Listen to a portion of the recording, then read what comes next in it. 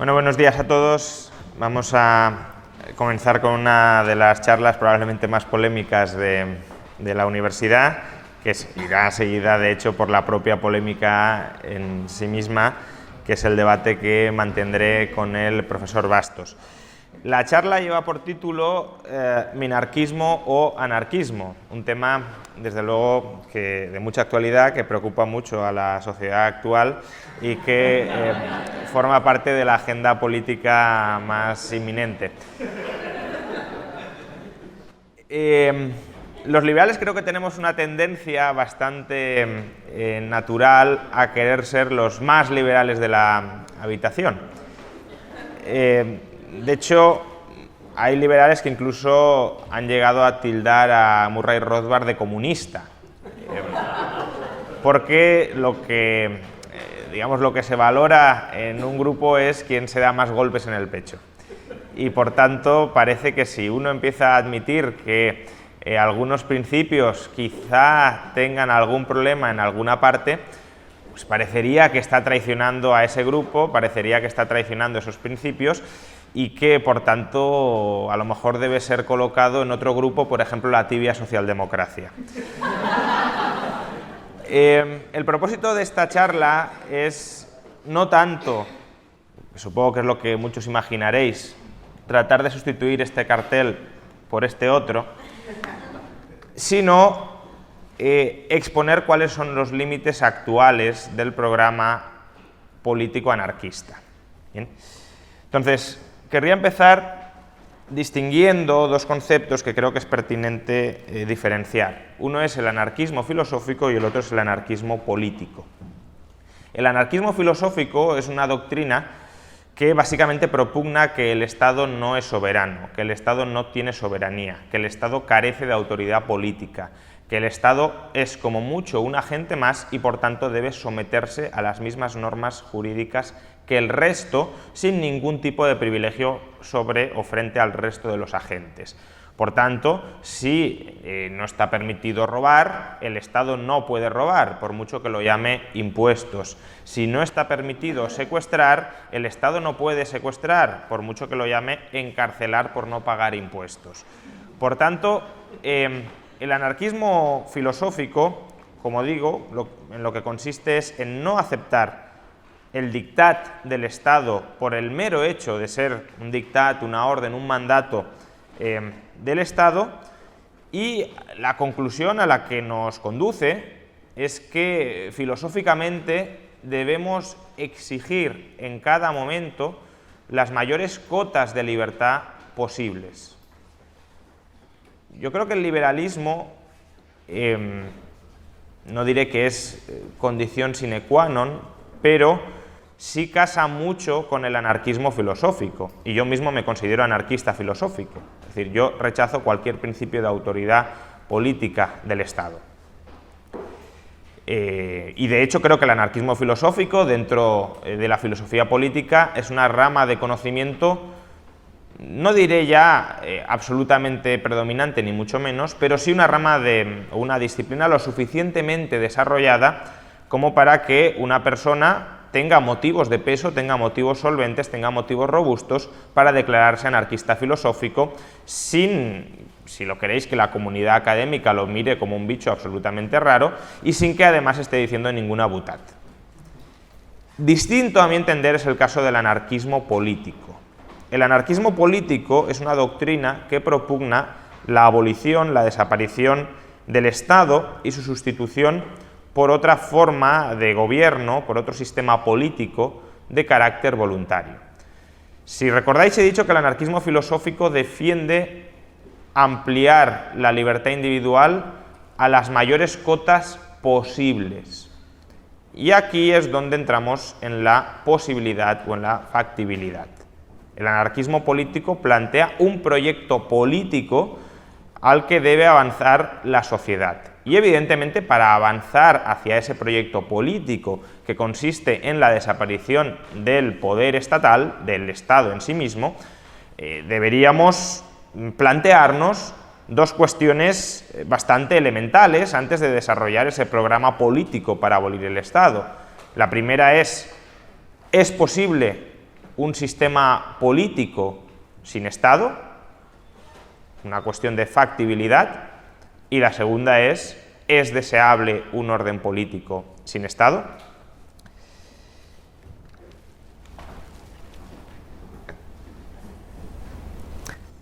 A ver, todo sistema político, también el sistema político anarquista, es un conjunto de reglas, o está constituido por un conjunto de reglas que contienen los principios básicos y los procedimientos a seguir para resolver las disputas que se producen entre individuos o entre grupos. Si lo queréis, lo podéis llamar constitución política, constitución social, distinguiéndolo, claro, de las cartas otorgadas o de los documentos escritos que el Estado redacta para hacernos creer que su poder está limitado. No me estoy refiriendo a ese tipo de constituciones, sino a una especie de acuerdo intersubjetivo entre todos los miembros de la sociedad alrededor o en torno a cuáles son los principios básicos en función de los cuales hay que resolver las disputas que emerjan entre ellos y cuáles son los procedimientos a seguir para canalizar esas disputas. En la actualidad, como es evidente, ese sistema político y esa constitución política básica está colonizada por la soberanía estatal. ¿Cuál es el principio para disputar, para resolver las disputas que existen? Lo que diga, lo que disponga el Estado. ¿Cuál es el procedimiento a seguir para resolver los conflictos y las disputas? Lo que diga, lo que disponga el Estado. Es verdad que esa soberanía puede tomar formas muy distintas. Tampoco querría aquí simplificar. Esa soberanía puede ser una soberanía de un Estado democrático, es decir, que solo se reconozca, por ejemplo, soberanía a aquellos Estados que guarden las apariencias de una democracia, por aquello de que el pueblo al final es el que se está gobernando a sí mismo. Otra forma de soberanía podría ser la de origen divino. Reconocemos al Estado derecho a mandar porque Dios lo ha colocado ahí, y por tanto lo que diga el Estado va a misa. Bien. El anarquismo político lo que propugna es un orden, el establecimiento o la transición hacia un orden policéntrico donde al menos algunos de esos sistemas políticos, idealmente ninguno, pero al menos algunos de esos sistemas políticos no sean o no tengan la forma de un Estado. Es decir, un marco donde pueda haber Estados, idealmente no, pero en todo caso haya sistemas políticos sin base estatal. Y no solo sin base estatal, sino que además con una base de libre adscripción, con una base voluntarista. ¿Por qué? Ya lo aclaro ahora, cuando hable de Estado, para acotar un poco el concepto, me voy a referir a la definición clásica de Estado, que es básicamente población, territorio y soberanía. Puede haber otras formas políticas coactivas que no sean Estados, de hecho a las que me referiré un poco más adelante, pero sí son, como digo, formas coactivas que tampoco serán del agrado del anarquismo político. Por tanto, hemos de pasar dos tests al anarquismo político para que sea una propuesta política, un programa político, un sistema político robusto que podamos propugnar y defender ante el resto de la sociedad. El primero es el test de factibilidad. ¿Qué significa la factibilidad? Pues que el anarquismo político pueda existir. Y poder existir no significa que pueda existir un minuto, una hora, un día, sino que tenga una cierta estabilidad en los incentivos que conforman ese sistema político. Esto en teoría de juegos se conoce como equilibrio Nash fuerte. Un equilibrio Nash es una situación de equilibrio en la que ningún actor, en este caso ningún actor político, tiene incentivos a alejarse o a desviarse de ella. Ningún actor político tiene incentivos a cambiar su estrategia con respecto al sistema político. Es decir, ningún agente político, ningún actor político impugna ese sistema político o pretende derrocarlo. Pero matizo que sea un equilibrio Nash fuerte porque ni siquiera es necesario que no haya ninguno que no tenga incentivos a desviarse. Puede haber personas que tengan incentivos a desviarse, por ejemplo, en nuestras sociedades hay anarquistas, anarquistas filosóficos, aunque sea, que querrían acabar con el Estado, pero no tienen la capacidad de derrocarlo. Bien, el equilibrio Nash fuerte es ese equilibrio Nash en el que no hay coaliciones de agentes, ninguna coalición de agentes tiene capacidad para derrocar el Estado. Y evidentemente cuando hablamos de anarquismo político no tenemos que testear si hay alguna coalición que tenga la capacidad para derrocar una modalidad concreta de Estado, que eso parece bastante claro que sí. De hecho, hace pocos días un golpe en Turquía estuvo a punto de derrocar una forma concreta de gobierno en Turquía, sino que hay alguna coalición que sea capaz de derrocar, derribar, de acabar con la forma política estatal. No de sustituir una monarquía por una democracia o sustituir un gobierno democrático por otro, sino acabar, aniquilar con el Estado. Hoy el Estado es un equilibrio Nash bastante fuerte, creo que es evidente, y es un equilibrio Nash fuerte que se asienta, a mi entender, sobre dos pilares fundamentales. Uno de ellos es el Estado-nación, la idea de que somos un grupo con una especie de origen común y somos un grupo indivisible, cohesionado, que debe permanecer unido y que en la medida en que el Estado sea democrático, y la democracia se ha convertido en la forma de equilibrio político por excelencia, nos gobernamos a nosotros mismos si damos ciertos cauces para que ese pueblo, con personalidad propia, exprese su voluntad general. Por tanto, el Estado-nación de alguna manera actúa como vía para socavar cualquier intento de desviarse de ese equilibrio Nash fuerte, porque cualquier persona que diga no estoy de acuerdo con el Estado-nación, no estoy de acuerdo con el consenso democrático, inmediatamente está tachada de enemiga del pueblo, inmediatamente sufre un cierto ostracismo, una cierta exclusión social para que se termine sometiendo a esa voluntad general. El segundo pilar, a mi entender, es una forma política no estatal pero sí coactiva, que es el imperio estadounidense, al menos no quizá para todo el planeta, pero sí para una parte importante del planeta. El imperio estadounidense lo que hace es mantener un cierto orden internacional entre los estados. Por tanto, si el concepto de Estado-nación y la deificación de la democracia del Estado-nación de alguna manera mantienen la cohesión interna al grupo y mantienen el equilibrio político del Estado entre los miembros, entre los partícipes del Estado, el imperio estadounidense mantiene el orden entre estados, cuidando, vigilando que no haya conflictos muy graves entre ellos, que no haya conquistas, que no haya violencia entre estados. Simplemente porque a Estados Unidos, como luego veremos, o veremos más en general del Estado, le puede interesar que entre sus súbditos o parte de sus súbditos haya paz para que florezca el comercio y los intercambios. Como digo, el imperio no es un sistema político estatal porque no ejerce directamente la soberanía sobre un territorio muy definido. Básicamente lo que hace es una especie de amenaza general para que no se desvíen los agentes políticos, los actores políticos estatales, mucho de unas pautas de cierta convivencia.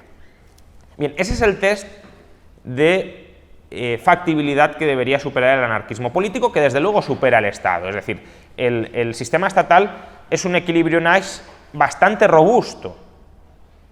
No significa que sea el único equilibrio Nash robusto que pueda existir, pero parece claro que sí lo es, dada la clara persistencia que ha tenido el Estado durante las últimas décadas, los últimos siglos, y debido a los incentivos que están institucionalizados y que refuerzan ese equilibrio Nash robusto. ¿El anarquismo político supera ese test? Bueno, luego lo estudiaremos. Y luego el otro test que tiene que superar es el test de deseabilidad. ¿Es el anarquismo político deseable frente a otras formas políticas, por ejemplo, el minarquismo? Es deseable, evidentemente, para el liberalismo. Es decir, el liberalismo puede defender el anarquismo político y el liberalismo, el test de deseabilidad que le impondrá al anarquismo político es ¿promueve el anarquismo político mayores cotas de libertad que, por ejemplo, el minarquismo? Es decir, ¿la transición del minarquismo al anarquismo es un cambio Pareto superior? ¿Es el anarquismo político, en última instancia ya, un sistema Pareto eficiente? En términos de libertad, no en términos de bienestar. Bueno, pues vamos a estudiar estos dos puntos.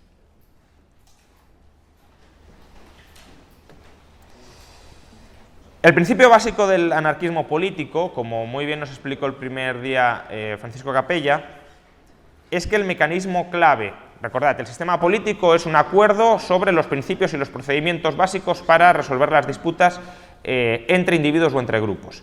El anarquismo político básicamente lo que dice es que el principio clave, esencial para resolver las disputas que puedan emerger entre individuos y entre grupos es el llamado principio de no agresión.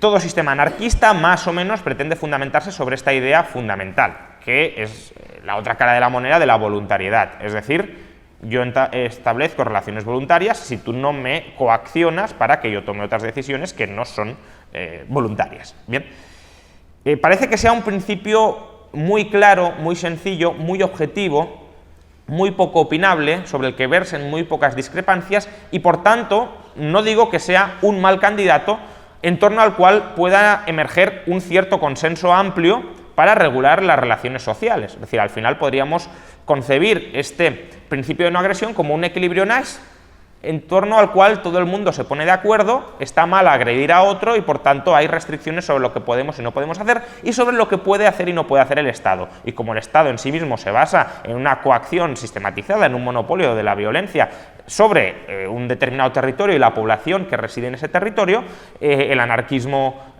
político sería el único sistema político realmente aceptable para esa población que ha interiorizado el principio de no agresión. Problemas del principio de no agresión para que pueda constituir la llave de un equilibrio Nash político. Problemas que ahora voy a explorar, pero simplemente los enuncio. Primero, no es un principio perfectamente definido. Segundo, no es un principio universalmente aceptado. Tercero, no es un principio que aporte soluciones a cualquier tipo de problemática social. Vamos con ello. Especificación incompleta. Primer problema del principio de no agresión. El principio de no agresión no está completamente especificado y no lo está en varios aspectos fundamentales. Primero, ¿quiénes son los titulares de ese derecho de no agresión? Los adultos, cualquier adulto, los negros, por ejemplo. Ahora nos parece evidente que sí, pero durante gran parte de la historia ha sido que no. Los niños, ¿cuándo un niño se convierte en adulto? ¿Un niño tiene toda autonomía plena para actuar o puede ser coaccionado, por ejemplo, por sus padres? Y si puede serlo por sus padres, ¿por qué no por otros agentes que a su vez tutelen a los padres? Porque los padres podrán coaccionar, entre comillas, a los niños en su mejor beneficio, para promover el desarrollo de los menores. Pero si los padres no promueven el desarrollo de los menores, ¿podría haber otros entes que coaccionen a los padres para asegurarse de que sí actúan en beneficio de los menores? ¿Qué sucede con los discapacitados? ¿Pueden ser coaccionados o pueden no serlo? ¿Pueden serlo para, por ejemplo, internarlos en un centro psiquiátrico que los cure, que los trate? ¿O no pueden serlo en ningún caso? ¿Qué sucede con los animales? ¿Tienen derechos los animales, sí o no? ¿Qué animales? ¿Qué tipos de derechos? ¿Y qué sucede con los robots? Que es un problema que ahora mismo a lo mejor no nos preocupa, pero que probablemente en unas décadas sí nos va a preocupar. ¿Son agentes? No lo son. Muchos de vosotros muy probablemente tengáis una respuesta a cada una de estas preguntas. Lo que quiero que veáis es que probablemente cada uno de vosotros tenga una respuesta a cada una de estas preguntas. Y por tanto, si gente bastante razonable, como la que probablemente estemos todos aquí, que además tiene una cierta predisposición a aceptar el anarquismo político, discrepan sobre un asunto tan fundamental como es quién es el sujeto de ese derecho de no agresión, y no es una discrepancia secundaria, una discrepancia en muchos casos esencial y fundamental, pues evidentemente hay un desacuerdo que, bueno, habría que explorar si puede de alguna manera terminar estrechándose y convergiendo en un consenso muy amplio. Segundo problema de especificación, ¿qué es agresión? Los golpes, pues puede parecer que sí, pero ni siquiera los golpes está claro que sean agresión. Si yo voy a un amigo y le pego un golpe así, ¿eso es agresión? Pues probablemente no me refiero a darle un golpe en la cara, sino en el hombro. Simplemente puede ser un saludo. una forma en que nos saludamos. O si yo le pego una colleja a un amigo, ¿eso es agresión? Pues dependerá cuáles sean nuestros usos. Y no solo nuestros usos, sino incluso nuestros usos sociales.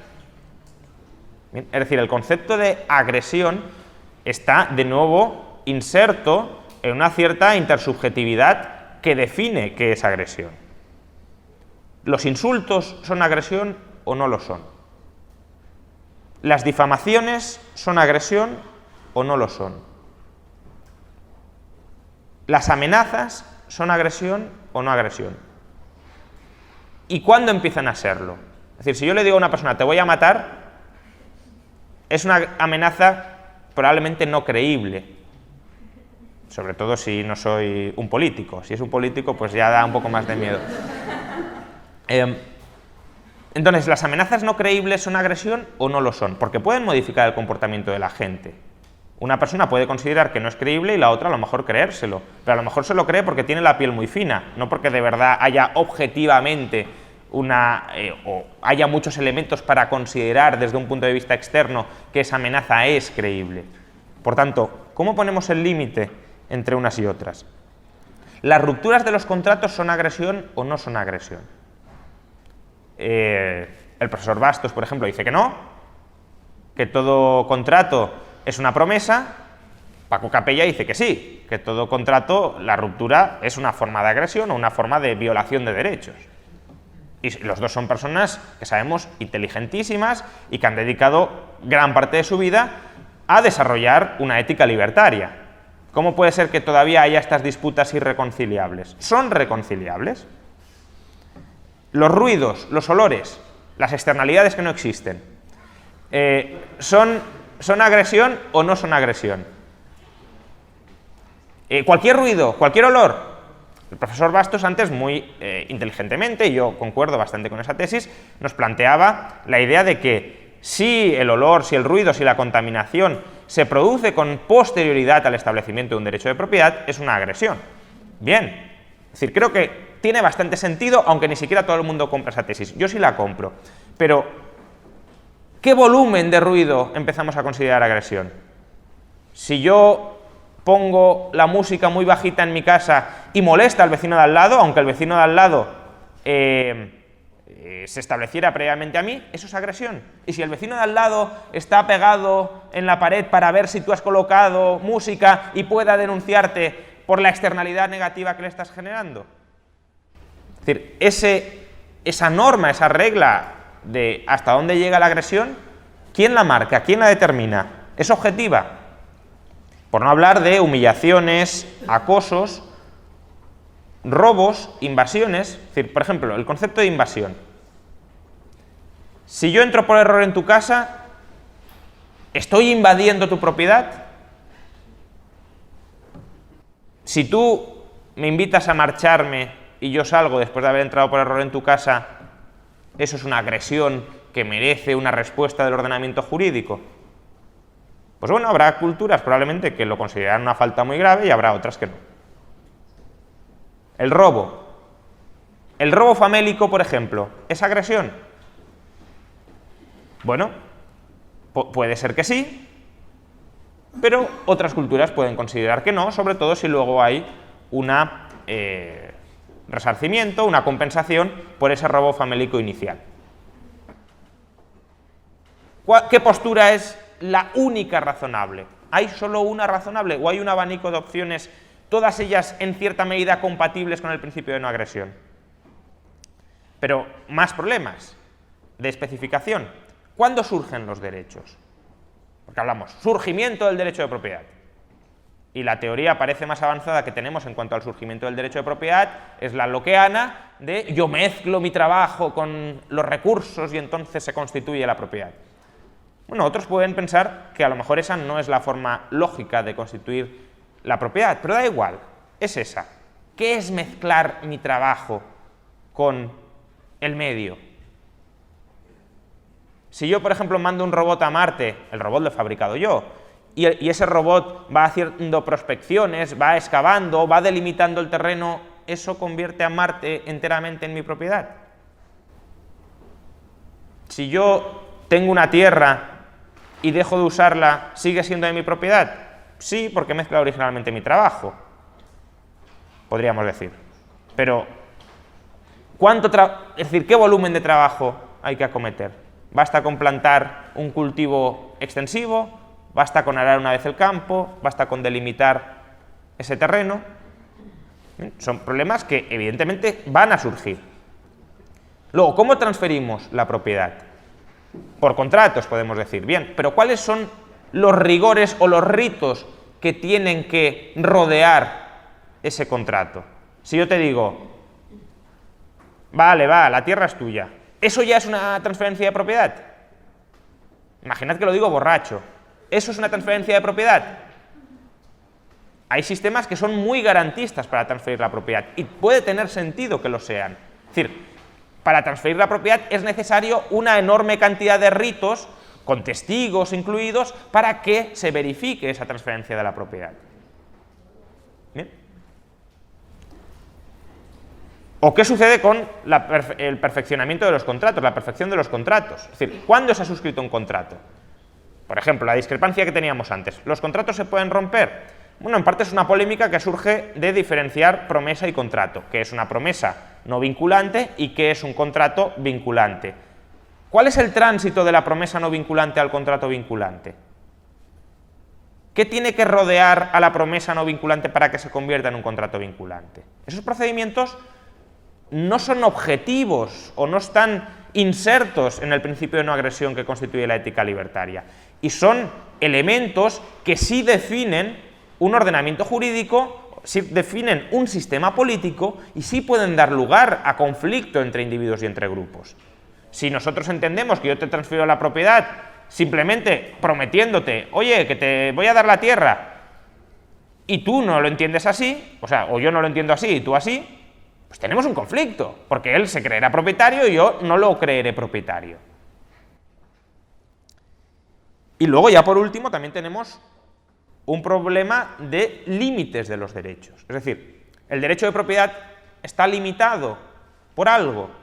También puede ser un debate interesante.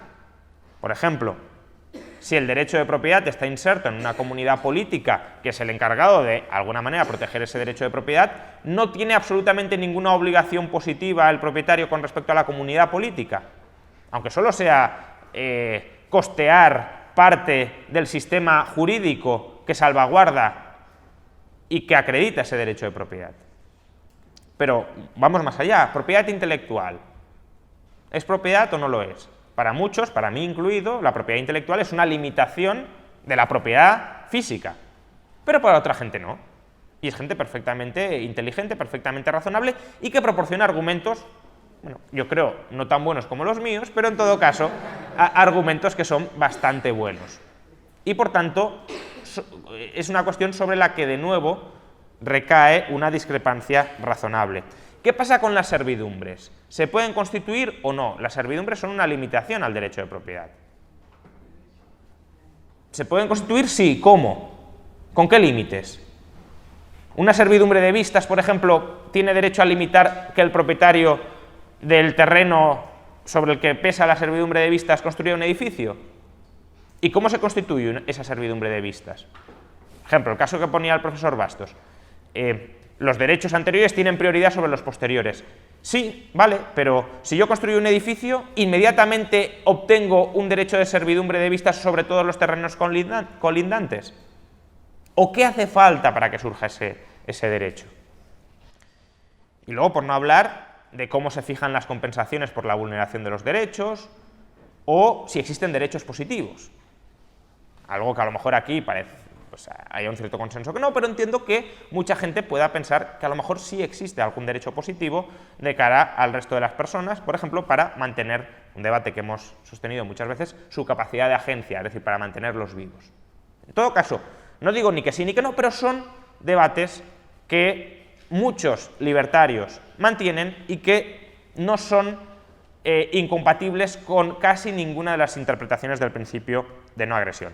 Por tanto, el principio de no agresión no es un principio en absoluto simple, es un principio que requiere de un consenso mucho más amplio de lo que puede parecer y sobre cuestiones en las que muy probablemente habrá equilibrios múltiples. Por tanto, difícilmente per se el principio de no agresión, sin una especificación adicional, va a constituir el objeto de un equilibrio Nash fuerte. Segundo problema, aceptación no universal. Para que el principio de no agresión y, por tanto, el anarquismo político, el sistema político anarquista, sea un equilibrio Nash político robusto, es necesario que los agentes que conforman ese orden político acepten ese equilibrio Nash. Y que, como he dicho antes, no se puedan formar coaliciones, normalmente minoritarias, claro, de agentes que quieran tumbar ese equilibrio Nash. Problema. Hoy en día, desde luego, ese principio de no agresión no está universalmente aceptado. Pero es que no está universalmente aceptado, como hemos visto antes, ni siquiera entre los que en un plano muy general lo aceptamos. Porque ya hemos visto que el principio de no agresión en realidad son muchos tipos muy distintos de principios de no agresión. Por tanto, incluso entre los que lo aceptamos, no hay un consenso sobre qué entendemos por principio de no agresión y sobre en qué estamos de acuerdo. Luego puede haber otra gente que lo acepta.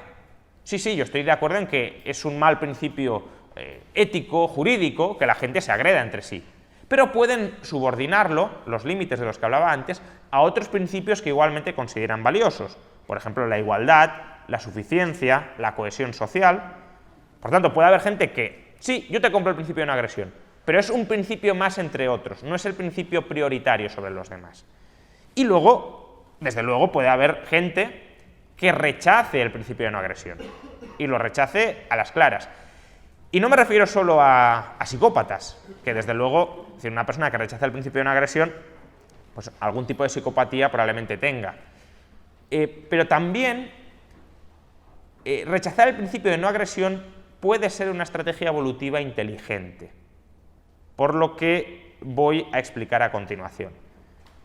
Cuando no hay un consenso sobre el principio de no agresión, y por tanto cuando hay tensión, lucha, agresión entre partes, porque no hay un acuerdo para no agredirse y un acuerdo sobre un mecanismo para resolver sus conflictos sin agresión, la agresión convive con un proceso de negociación política.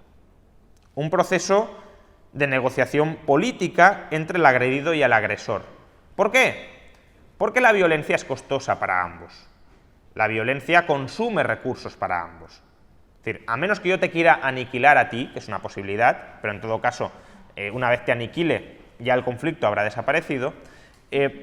Si yo no te quiero aniquilar a ti, sino que yo quiero, por ejemplo, quedarme con parte de tu propiedad, una posibilidad es que yo te esté robando continuamente, otra que yo te convierta en mi súbdito, en mi siervo.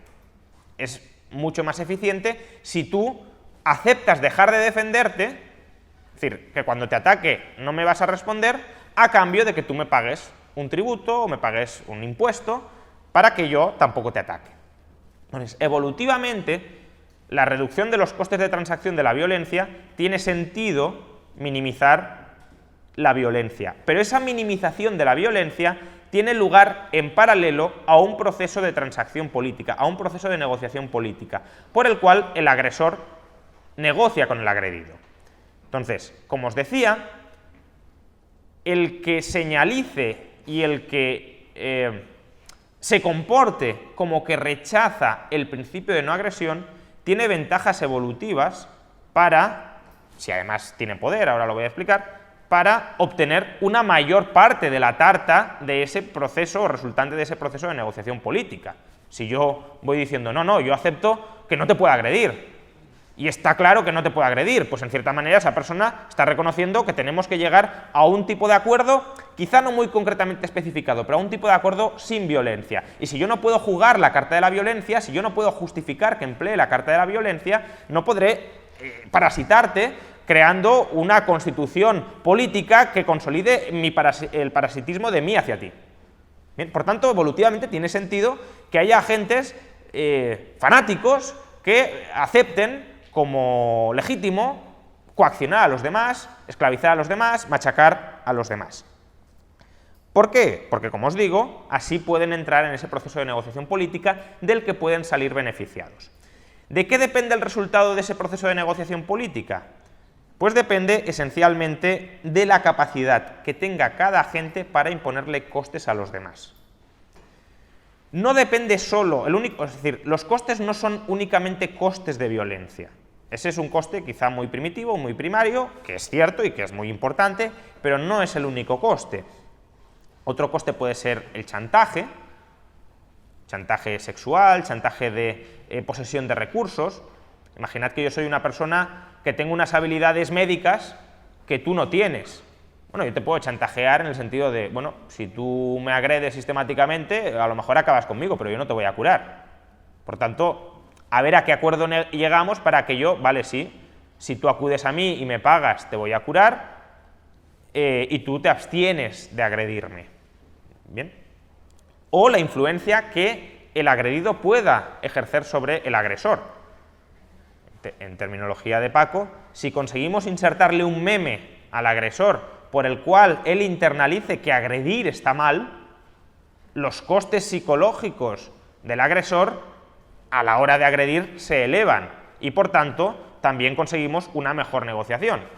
Si conseguimos convencer a la otra persona de que el genocidio está mal, pues hombre, a lo mejor sigue recurriendo a la violencia, sigue recurriendo al pillaje, al robo, pero tendrá ciertas limitaciones morales de cosas que no puede hacer, con lo cual ya le estoy atando las manos ante ciertos ejercicios de la violencia y yo, por tanto, tengo mayor poder de negociación para negociar una constitución, un pacto entre ambos, donde no haya violencia, donde haya un acuerdo para resolver las disputas que puedan emerger en el futuro y que no sea tremendamente desfavorable para mí, aunque no sea un desarrollo riguroso del principio de no agresión. Entonces, el fruto de ese proceso de negociación política entre ambos podrá ser de dos tipos. Uno, que es quizá el que más nos gusta a los liberales, pero no siempre es factible, es la separación. Es decir, cuando las diferencias entre agredido y agresor son insalvables, cuando las disputas que emergen entre ambos son insuperables y no existe no pueden llegar a ningún criterio común para resolver esas disputas, o el criterio que uno propone el otro no lo acepta porque lo considera muy gravoso para sus intereses, lo que puede suceder es que ambas entidades políticas, ambos agentes, se separen radicalmente y no interactúen. Si no hay interacción, no hay conflicto derivado de la interacción. Sería la coexistencia pacífica. No es que nos pongamos de acuerdo en un sistema para resolver conflictos, es que no vamos a tener conflictos porque no convivimos. Pero como digo, esto no siempre es posible. Y sobre todo en sociedades cada vez más abiertas, más amplias, más complejas, esto cada vez es menos posible. Con lo cual, el otro camino que se puede seguir es el de esa constitución política. Pero al final la constitución política, como ya os he dicho, son solo un conjunto de principios y de procedimientos generales para resolver disputas, que sí, en la medida en que sean acordadas por ambos, pueden poner ciertos límites a la arbitrariedad en la resolución de las disputas. Pero aún así, como no vamos a ser capaces, por un elemental problema de imposibilidad de concentrar toda la información, elemental problema hayekiano, como no vamos a ser posibles de especificar absolutamente todos los procedimientos y todos los principios para resolver cada una de las disputas, en realidad, en esa constitución política lo que se hace es delegar el mecanismo de resolver las disputas a un tercer órgano. Y en ese tercer órgano ya sabemos, por ciencia política, que va a prevalecer una ley que se llama Ley de Hierro de las Oligarquías. Al final, quien va a estar al mando de ese directorio para interpretar las normas y para resolver las disputas será una minoría, una élite, una clase política, en cierto modo, digámoslo así, privilegiada. La cuestión, claro, es si esa clase política pues, respeta el principio de no agresión en su concepción más amplia y más indefinida posible, o si en cambio se arroga autoridad política para ser ellos los que agreden unilateralmente y para ser soberanos sobre los ciudadanos. Es decir, de este proceso de negociación política no necesariamente ha de surgir un Estado, podría surgir un anarquismo político, pero tengamos en cuenta que hay incentivos muy claros para que haya un directorio y que ese directorio va a tener un poder que intentará en cualquier sistema instrumentar contra los ciudadanos. Y por eso, como antes decía Eduardo, el precio de la libertad en cualquier sistema es la vigilancia permanente, la vigilancia contra los abusos de ese directorio. Y por último, este quizás sea el aspecto más polémico, el principio de no agresión es un principio insuficiente para toda problemática social. ¿Por qué? Porque el principio de no agresión sirve para la provisión de bienes que de alguna manera requieren de una cooperación voluntaria de las personas.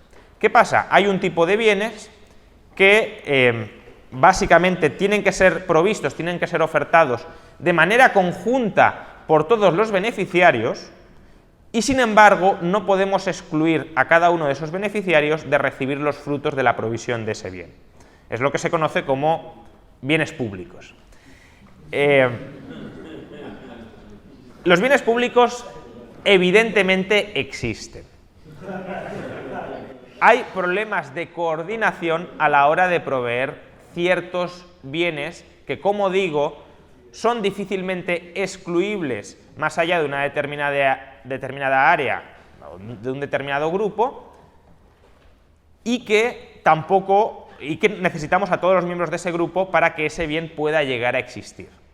Entonces, en general se suele considerar que los bienes públicos provocan problemas de bienestar, en el sentido de que los agentes pueden querer que haya ciertos bienes, es decir, bienes que son útiles para la vida social de sus agentes, pero como no llegan a coordinarse para que emerjan esos bienes públicos, esos bienes no surgen y por tanto esas personas sufren menoscabo en su bienestar. A mí este aspecto ahora mismo no me interesa tanto porque no estoy hablando de economía del bienestar en sí misma. Es decir, un anarquista político podría decir, me da igual que la sociedad sufra menoscabo en ciertas áreas de su bienestar porque lo importante es que prevalezca la justicia incluso sobre el bienestar. Y por tanto es justo que, aunque el principio de no agresión sea insuficiente, que prevalezca. ¿Qué pasa? Hay un tipo de bien público que es indispensable, es esencial para alcanzar un equilibrio Nash político, y es la defensa. Y por tanto no podemos dejar de estudiar la defensa como parte del equilibrio Nash del anarquismo político, y no podemos dejar de considerar los problemas asociados a la provisión de defensa como bien público como un elemento desestabilizador del equilibrio Nash de un bien público. Entonces, ¿por qué la defensa es difícil de proveer? Pues por muchas circunstancias que ahora no voy a desarrollar, probablemente las tratemos luego en el debate. La más evidente es que existen incentivos a no participar en la labor de defensa del grupo. ¿Por qué? Porque si el grupo me defiende, pues yo no participo. Obviamente el grupo puede articular mecanismos de represalia frente a aquellas personas que desertan, pero si hay represalias por no participar en la provisión del bien público, ahí ya estamos hablando de que el principio de no agresión ya no prevalece, porque se está conculcando ese principio de no agresión. Luego además la defensa tiene ciertas especificidades que a lo mejor no la hacen absolutamente reconducible hacia un proceso de cálculo económico. Por ejemplo, en la defensa, sobre todo si es una guerra rápida, no gana quien mejor economiza los recursos, sino quizá quien más rápidamente despilfarra los recursos para machacarte a ti. Es decir, el horizonte temporal de la defensa, ¿cuál es? ¿Tengo que aguantar mucho tiempo o tengo que aguantar poco? Porque incluso ahí el criterio de economización es distinto. Si yo me planifico para una guerra corta, puedo tener que economizar menos. Si me planifico para una guerra larga, puedo tener que planificar más. Hay un cálculo económico que no depende solo de ti, depende de la otra parte y de la estrategia que adopte la otra parte. Y si la otra parte está dispuesta a consumir una enorme cantidad de recursos, si la otra parte está fanatizada para conquistarse, si la otra parte está dispuesta a asumir mayores sacrificios, incluso éticos, es decir, sacrificar vidas para conquistarte, es decir, si la otra parte no se preocupa por el principio de no agresión, la otra parte te puede terminar conquistando y controlando. Es decir, aquellos actores políticos que no respetan el principio de no agresión podrían tener una ventaja evolutiva muy clara en el proceso de negociación política que surge o que se deriva de la no aceptación universal del principio de no agresión. Y en la medida en que eso sea así, es decir, en la medida en que el bien público defensa suponga un obstáculo para alcanzar un equilibrio Nash político anarquista, evidentemente el equilibrio Nash político anarquista se aleja, porque a lo máximo a lo que podremos aspirar es a una negociación más o menos de buena fe con el Estado que se convierta en predominante y con el Estado que nos conquiste.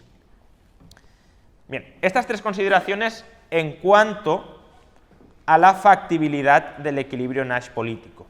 Y unas breves consideraciones sobre si el equilibrio Nash político anarquista es deseable. Bueno, aquí simplemente lo que hago es reelaborar esto, es decir, antes de lo de deseable. Los tres problemas básicos del anarquismo político pueden conducir a un equilibrio Nash inestable porque el Estado es una herramienta muy clara que permite básicamente especificar todas las normas. Es decir, el Estado dice, yo soy el que codifico el derecho, yo soy el que impongo el derecho, mis tribunales son los que enjuician el derecho y lo que yo digo, por ser yo soberano, es lo que se establece. Más allá de si es justo o no es justo, la justicia queda subordinada a la soberanía estatal. Segundo, el Estado, al ser un monopolio territorial, también solventa el problema, entre comillas, de la no aceptación universal. El Estado se impone coactivamente sobre todos los del territorio, estén de acuerdo o no estén de acuerdo. Y si no están de acuerdo y hay revueltas internas, lo que se les hace es machacarles a fuego y sangre. Y si no, como mucho, se pueden secesionar y avanzaríamos en ese caso hacia estados de tipo más competitivo, pero en todo caso unidades políticas territoriales con soberanía estatal. Y a su vez, el Estado también solventa el problema de la insuficiencia del principio de no agresión. ¿Por qué? Porque es una unidad militar muy poderosa, o potencialmente muy poderosa, que por tanto permite ya no defenderse frente a los insubordinados internos, sino permite defenderse frente a otros estados que te podrían querer imponer su constitución política, es decir, su esclavización política. Con todo esto, ¿es factible el anarquismo político? Pues bueno, es una pregunta que dejo en el aire, pero lo único que quiero que veáis es que creo que ahora mismo no existe una respuesta muy tajante, muy desarrollada, muy sofisticada a estas cuestiones tan, diría, elementales que he planteado. Como os decía, solo unos breves comentarios sobre si el anarquismo político es un equilibrio Nash deseable, porque como sabéis, equilibrios Nash los hay múltiples, o normalmente los habrá múltiples. La cuestión es, ¿queremos dar el salto al equilibrio Nash del anarquismo político? Bueno, históricamente sabemos que el Estado no es la única forma de organización política posible. Lo que no está tan claro es si no es la forma política que evolutivamente ha sido, al menos hasta la fecha, superior y que probablemente siga siéndolo en el futuro. Es decir, el Estado puede ser el mecanismo conocido más apto para depredar a los demás y para conquistar a los demás. Y si no existen contrapesos suficientes como para llegar a destruir esa máquina de depredación política, pues no será factible otro equilibrio político. Pero, como digo, en la historia sí ha habido otros equilibrios políticos que no han consistido en el Estado. Por ejemplo, las tribus, los imperios antiguos, que no tenían exactamente una base territorial, la esclavitud, en cierto sentido podríamos entenderla como una dominación y como un contrato político entre el esclavo y el dueño, porque obviamente si hablamos de un esclavo a lo mejor no tiene mucho sentido conceptualizar eso como un sistema político, pero cuando millones de personas están sometidas al régimen esclavista, como poco será un suborden político. Un suborden político donde el esclavista es el que manda sobre el esclavo, y no por tener base territorial. El feudalismo o las mafias.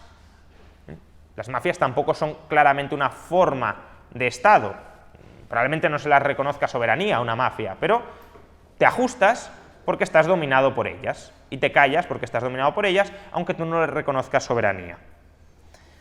Por tanto, históricamente hemos tenido sistemas políticos no estatales, pero tampoco voluntarios, porque en ninguno de todos estos la voluntariedad individual, la autodeterminación individual, se respetaba de una manera demasiado clara. Por tanto, son sistemas no estatales que a un anarquista político le pueden interesar como estudio antropológico de la política, pero desde luego no entiendo como una propuesta política deseable para la actualidad. Y luego podríamos pensar regímenes políticos que han existido y que probablemente fueran reproducibles en el presente, que yo tildaría en algunos contextos de semivoluntarios. Es decir, sistemas que a mi juicio no incrementan realmente la libertad de las personas, aunque a lo mejor otros opinan distinto. Por ejemplo, una teocracia. ¿Una teocracia es un Estado? No. ¿Por qué? Porque no se reconoce autoridad al Estado, sino que se le reconoce autoridad a Dios y a los representantes de Dios en la tierra, que se pueden organizar de una forma parecida a un Estado, pero desde luego la autoridad y el código constitucional es la palabra revelada de Dios, y los que como mucho ejercen ese poder terrenal son los que interpretan la palabra de Dios, no se genera nueva ley. Y además no tiene por qué tener ni siquiera una base territorial. El papado, lo hablábamos hace unos días, podía ejercer esa influencia sobre el conjunto de Europa sin tener el territorio del conjunto de Europa. Era, digamos, el punto focal al que se remitían los gobernantes para interpretar el derecho y para saber a qué normas se sometían.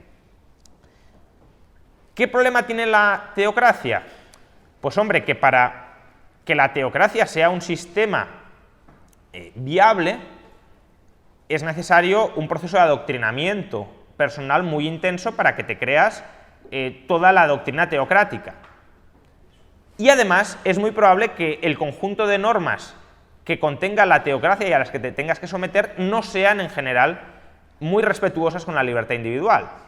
Por ejemplo, muchas veces se ha colocado como ejemplo de orden policéntrico la Sharia.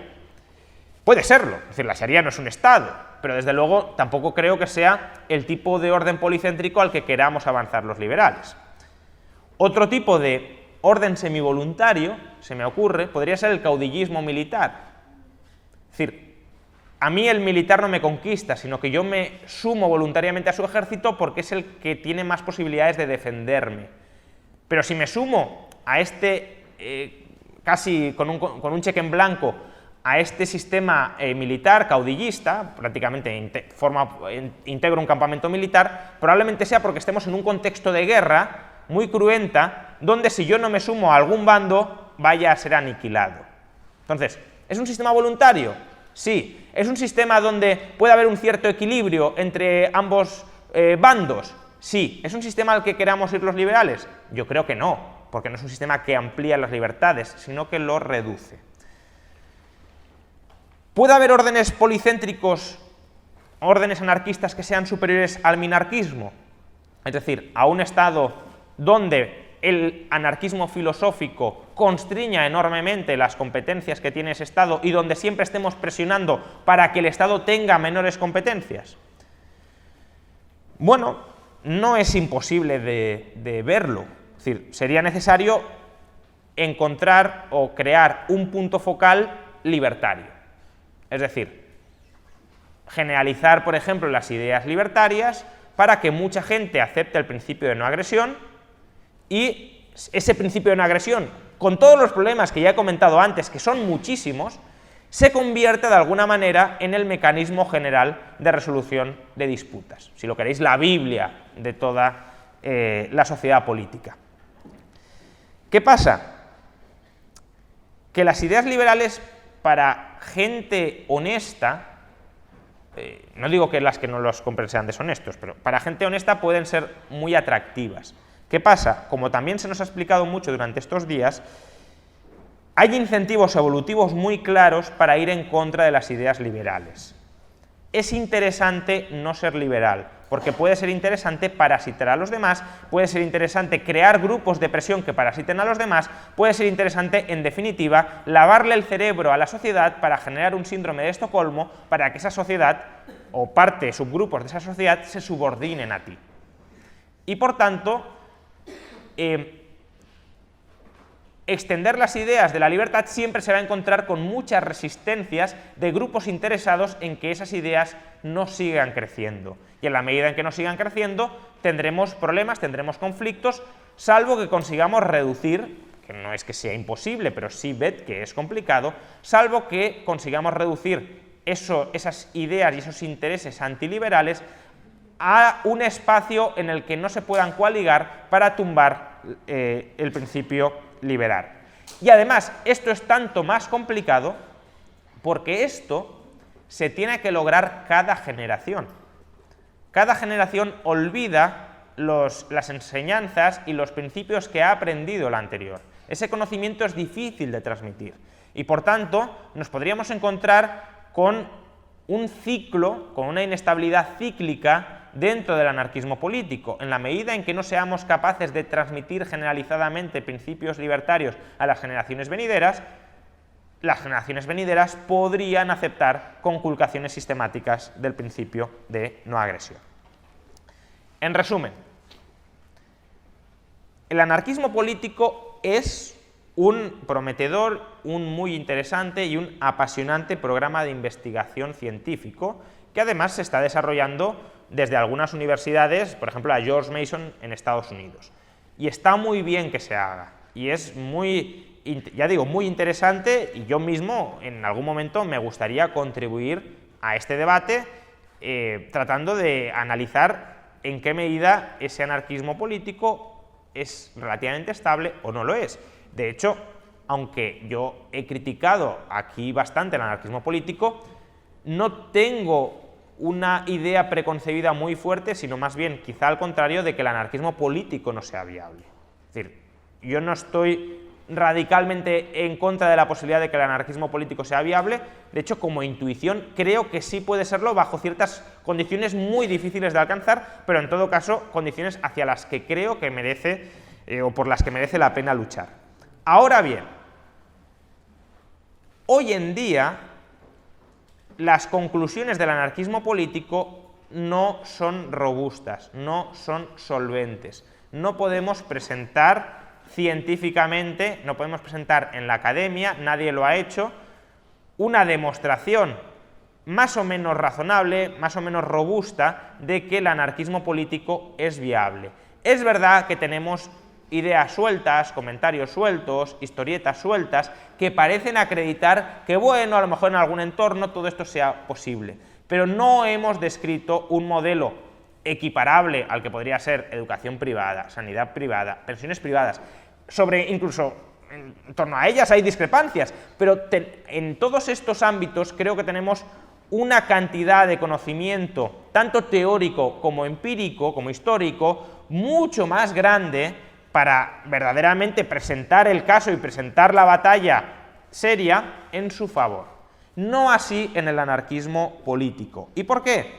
Porque básicamente, como os he dicho, para que el anarquismo político consiga defenderse como una alternativa política seria, tiene que resolver en el ámbito teórico, en el ámbito científico más que teórico, teoría e historia, tiene que resolver los dos problemas que os he comentado, el de la factibilidad y el de la deseabilidad. Es decir, tiene que demostrar que es posible y que es deseable. Tiene que demostrar que es un equilibrio nice fuerte y tiene que demostrar que es un óptimo de Pareto. ¿Lo ha conseguido? No. ¿Lo ha hecho alguien? No. Por tanto, si no lo ha conseguido, si no lo ha hecho nadie, seamos relativamente prudentes y relativamente escépticos con respecto a la defensa muy apasionada de cualquier programa político anarquista. No digo que inmediatamente haya que rechazar cualquier postulado político anarquista. Digo que seáis conscientes de las limitaciones que tiene el paradigma que estáis defendiendo. Y esas limitaciones son muchísimas. Y por tanto, insisto, hay que ser relativamente escéptico, relativamente prudente a la hora de querer prevalecer dialécticamente, argumentalmente sobre los demás cuando tenemos todavía conclusiones que son muy endebles. Pero dicho eso, insisto, creo que es un paradigma científico que hay que seguir desarrollando y ojalá en el futuro esté mucho más desarrollado y ojalá en el futuro de verdad podamos proponerlo como un paradigma político serio, solvente, robusto y alternativo. Muchas gracias.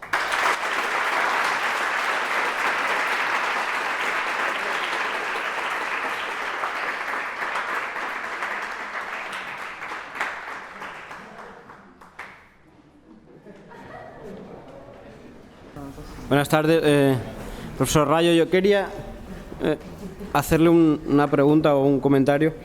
Todas estas cuestiones que usted nos ha preguntado acerca de, que nos ha puesto encima de la mesa acerca del principio de no agresión, ¿no cree usted que se solventarían con, igual que se originó el derecho romano, con jueces independientes y por medio de la prueba y error y por medio de jurisprudencia? Sí, en determinados entornos culturales sí, en otros no. Es decir, al final la jurisprudencia refleja parte del etos social, es decir, de la cultura o de las concepciones subyacentes que van más allá de la propia concepción jurídica de esa sociedad o del propio sistema político de esa sociedad. Y por tanto, ese etos social lo que hace es tamizar la aplicabilidad en la práctica, en la resolución de problemas concretos de las disputas que surgen. Es decir, aunque tengamos más o menos un acuerdo sobre ese principio de no agresión, ¿cómo se materializa? Creo que es muy difícil que haya un acuerdo universal. Bueno, quizá con la globalización en algún momento se consiga, pero al menos mientras haya diferencias culturales tan importantes, creo que es muy improbable que se consiga un código unificado. Y si no hay un código unificado, necesitas un mecanismo de resolución superior. Muy buenas, profesor Rayo. Primero, he de decir que me ha gustado mucho sí, perdón. Sobre todo la conclusión, porque al menos me quedo tranquilo de que al menos piensas que ojalá pueda hacerse.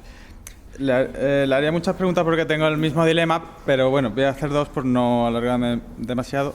Hemos estado hablando de los valores relacionados con la libertad y se ha criticado en algunos momentos utilizar el liberalismo de forma utilitarista. ¿No crees en cierto sentido que decir, bueno, a partir de aquí sí vamos a hacer coacción porque parece mejor? ¿No sería en cierto sentido eso hacer un uso utilitarista del liberalismo? Y si me permite la segunda pregunta sobre defensa, no me ha quedado claro algunas cosas. Por ejemplo, ha dicho que si se proveyera de forma privada, no estaría claro o no sería posible la planificación en una guerra de cómo hay que utilizar los recursos, pero en principio el Estado tampoco sabe cómo llevar a cabo la guerra y además ha mencionado sobre que hay que coaccionar a la gente para que participe en el servicio militar, pero por ejemplo en España actualmente, bueno, ha hablado de represalias para quien se salga. Sí, que un grupo podría escoger eso, digamos, no que deba hacerlo. Sí, bueno, empezando por el final, no me habré expresado bien. De todas formas, el tema de la defensa prefiero discutirlo más ampliamente luego porque es una casuística muy variada y hay muchas razones por las que veo problemática la defensa privada. Pero no, yo no he dicho que no se pueda aplicar el cálculo, he dicho que a lo mejor el cálculo económico no es el elemento determinante para ganar una guerra. Y si el cálculo económico no es el elemento determinante para ganar una guerra, el mercado no tiene una ventaja competitiva para ganarla. Y de hecho, a lo mejor el cálculo económico puede ser una desventaja competitiva, es decir, la aplicación estricta del cálculo económico podría ser una desventaja. En cuanto a los bienes públicos, o sea, el bien público no solo se da por el hecho de que tú no quieras participar en la guerra, también si no quieres financiarla para que otro participe. Y en España efectivamente no hay servicio militar obligatorio, pero sí hay financiación obligatoria del ejército. Y lo que no está tan claro es cómo reproduces eso en comunidades. Yo puedo tener mis ideas al respecto, no voy a desvelarlo ahora porque no quiero dar argumentos al lado contrario, pero que no es un asunto ni mucho menos tan sencillo ni tan elemental. Y lo anterior, no, yo no diría que soy consecuencialista, no soy utilitarista, pero desde luego sí estoy siendo algo consecuencialista. ¿Por qué? Pues vamos a ver. Como liberal, ¿qué quieres? Que se respete la libertad de las personas. Si tú adoptas un sistema político donde la consecuencia es que no se respeta la libertad de las personas o se respeta menos, pues hombre, como liberal es difícilmente defendible. Simplemente eso. Hola, Juan Ramón. O sea, a ver, yo creo que había entendido bien la tesis de la charla y es que el anarquismo debe poder ser defendido de manera que en la academia tengamos un sistema de equilibrio NAS fuerte y que tenga un cierto equilibrio, es decir, que sea plausible y pues se pueda desarrollar teóricamente.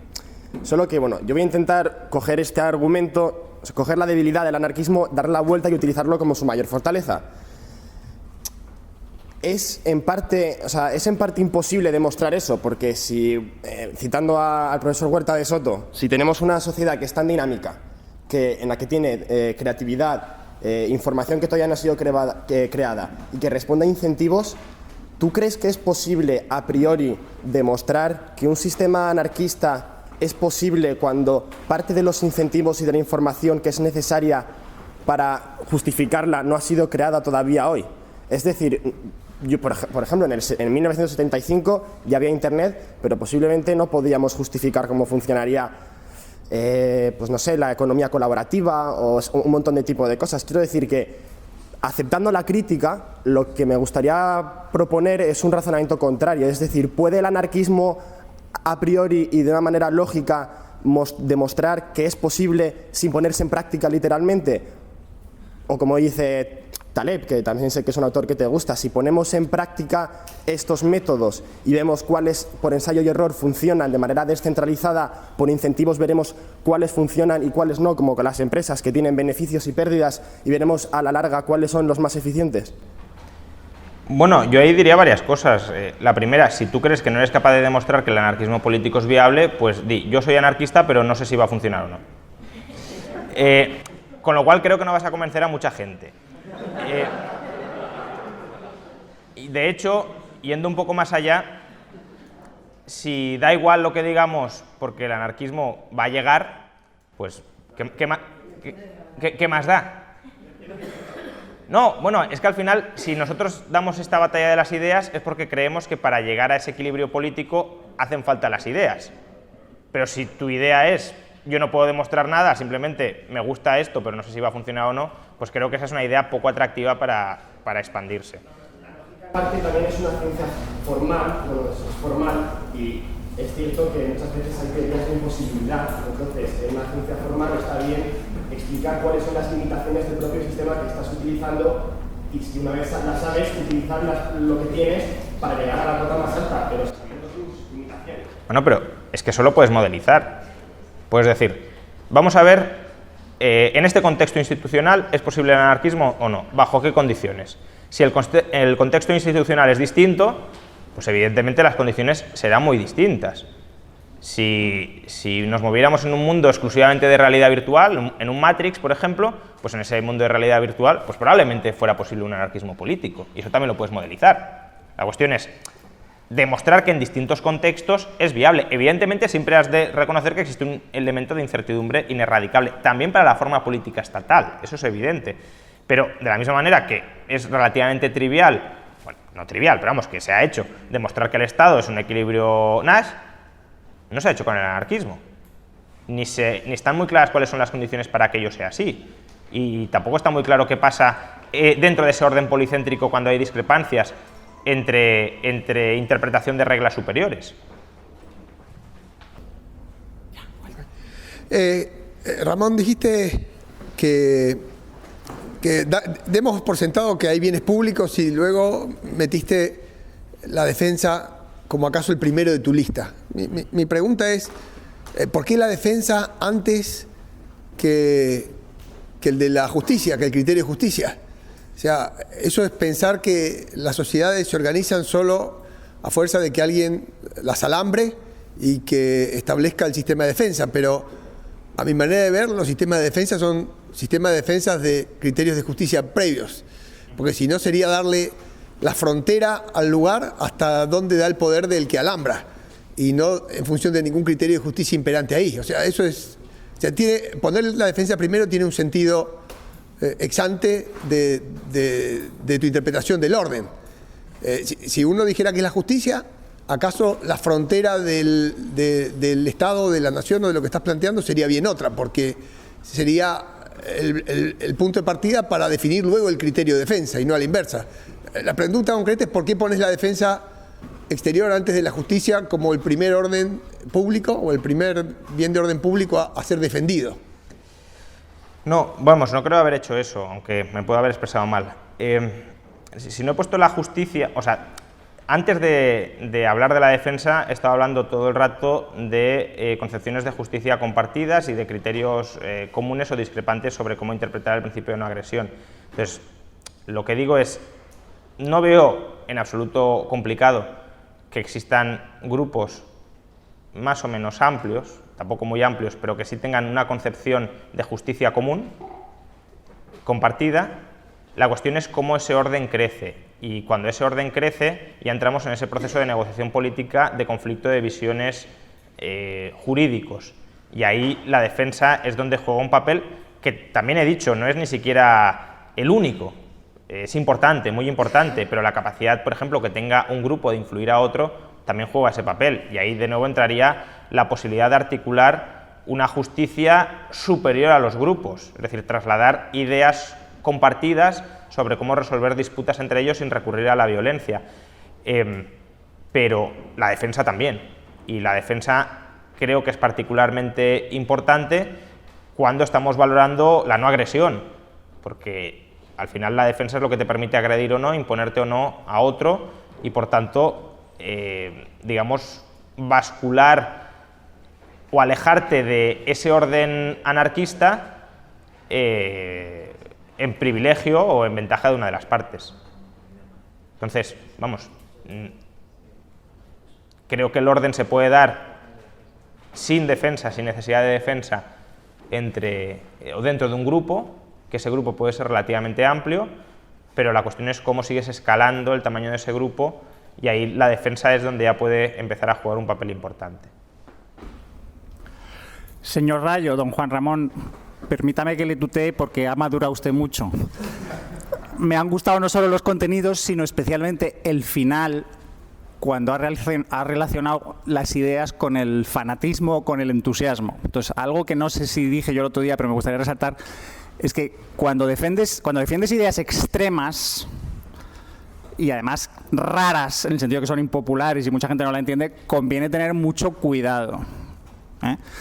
Entonces, simplemente eso, no se trata de perder el entusiasmo ni perder el humor, no poder reírse, pero eso, afirmaciones tan fuertes, y el anarcocapitalismo es una afirmación muy fuerte o una posición muy fuerte, requieren a veces argumentaciones reflexivas. Entonces, no sé si igual convendría que eso, a los que son más jóvenes les contáramos que pues unos cuantos han o hemos evolucionado desde posiciones quizá más adolescentes, ¿no?, de cuando usted empezó a escribir y un servidor también empezó a escribir, a usar expresiones como demasiado provisionales y cosas así. Yo personalmente recuerdo a Gabriel Zanotti viniendo a usar esa expresión del anarquismo político es un programa de investigación en ciernes, exactamente con las mismas palabras, y yo cabrearme mucho.